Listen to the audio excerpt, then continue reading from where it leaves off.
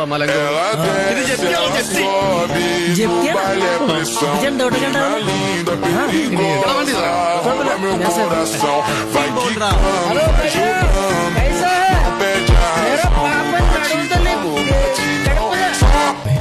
എടാ റീത്ത് വേണ്ട, അത് ഔട്ട് ഓഫ് ഫാഷൻ.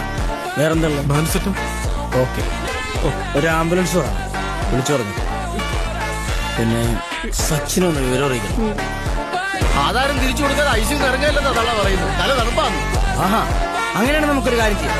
ഐസിയുടെ തൊട്ടിപ്പുറത്താണല്ലോ മോർച്ചറി, നമുക്ക് അവച്ചിനെ അവിടെ കിടത്താം. അവിടെ മുതൽ തണുപ്പുണ്ട്, കാശും കുറവ്. എന്തിനു ഇപ്പായത്? എനിക്കറിയാൻ പാപ്പാ, പിന്നെ ഒരു ഹാപ്പിനെസ് കൂടി ഉണ്ട്. എന്നാ മോനെ? അതെ, നമ്മുടെ പ്രധാനമന്ത്രിയില്ലേ, പുള്ളി 1500 നോട്ടൊക്കെ നിരോധിച്ച്. 1500 ഒക്കെ നോട്ട് നിരോധിച്ച്. No dynamic decision. സാറിന് സെല്യൂട്ട് അടിക്കാൻ അറിയാമല്ലോ, ശരിയാണോ സാറേ? ഒന്ന് അടിച്ച് കാണിച്ചു കൊടു സാറേ.